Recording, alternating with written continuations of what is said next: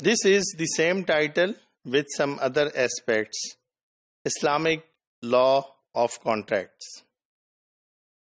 We have discussed about the topic ability to deliver, and this is now the second one, lawfulness.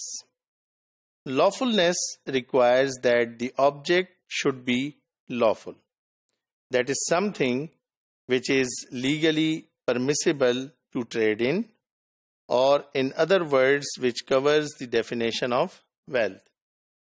یعنی اسلام نے بھی اس کی اجازت دی ہو، اسلام بھی اس کی اجازت دیتا ہو، یا لافلنس سے مراد یہ ہے کہ اسلام بھی اس کی اجازت دیتا ہو اور ملکی قوانین بھی اس کی اجازت دیتے ہوں.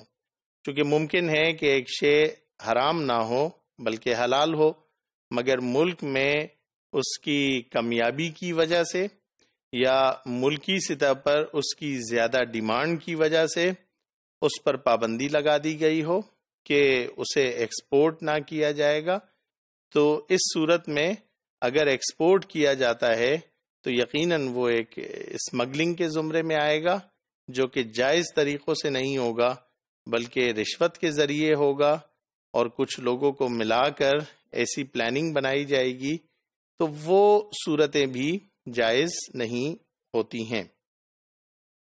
Also inherent in the lawfulness of the object should be legally owned by the parties to a contract.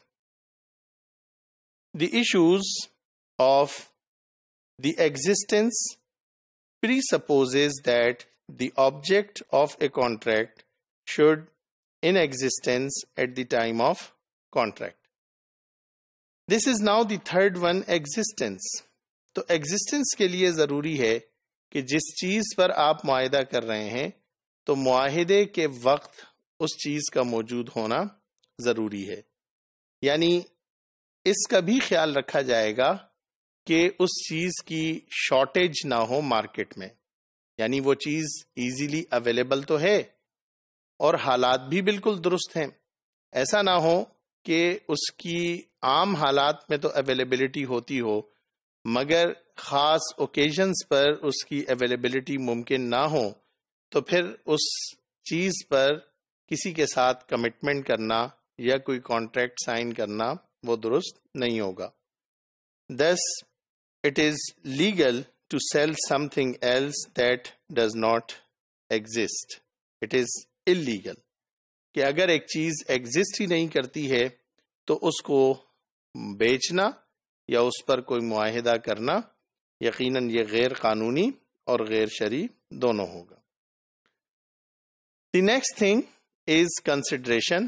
Contract میں ہم نے 4 چیزیں دیکھی تھیں، ان میں سے جو نیکسٹ ہے وہ کنسیڈریشن ہے. As far as consideration is concerned we mean price, rent, fare اور any other compensation given in exchange of something. آپ کسی سے کوئی چیز خریدتے ہیں، بدلے میں یہ بھی کہہ سکتے ہیں کہ میں آپ کو اس کے بدلے میں یہ چیز دیتا ہوں. لیپ ٹاپ خریدتے ہیں اور کہتے ہیں کہ میں بدلے میں آپ کو موٹر سائیکل دے رہا ہوں. یا آپ کسی سے کوئی چیز خریدتے ہیں اور بدلے میں آپ اسے پیسہ دے سکتے ہیں، سونا دے سکتے ہیں.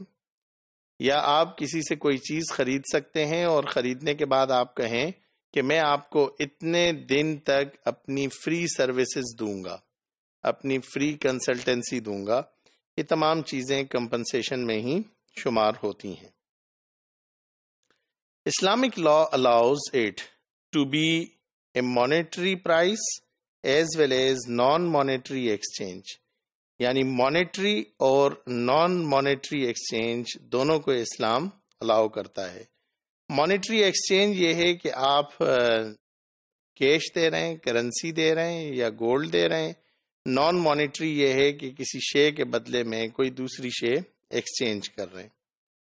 Non monetary would mean that it could be a commodity given in exchange like in barter system which is based on exchange of goods with goods.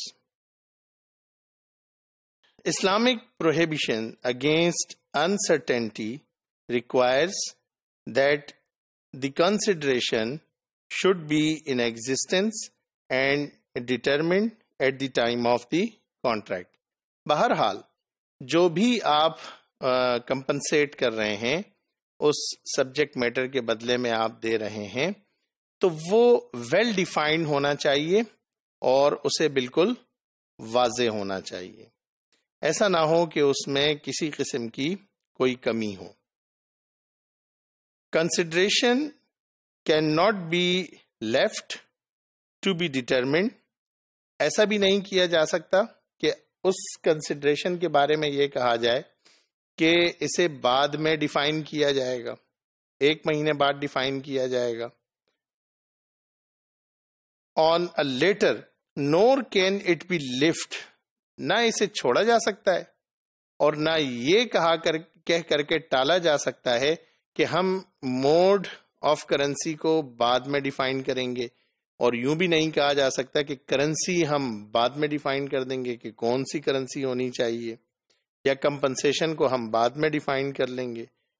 یا یہ بھی نہیں کہا جا سکتا کہ جو بھی کمپنسیٹ ہو رہا ہے اس سبجیکٹ میٹر کے بدلے میں تو وہ تھرڈ پارٹی ڈیفائن کرے گی، یعنی کسی اور پہ بھی اس کو نہیں چھوڑا جا سکتا.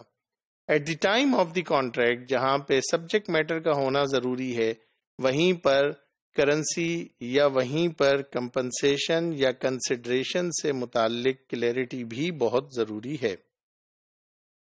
About consideration we can say conclusively that clarity in terms of specifications, quantification and ability to deliver. جیسے سبجیکٹ میٹر کے بارے میں یہ ساری چیزیں تھیں کہ سبجیکٹ میٹر کیا ہوگا، اس کی اسپیسیفیکیشن ہونی چاہیے، اس کی کوانٹٹی بھی اسپیسیفک ہونی چاہیے، اور اس بات پر قدرت بھی ہونی چاہیے کہ اسے ڈیلیور کیا جا سکے.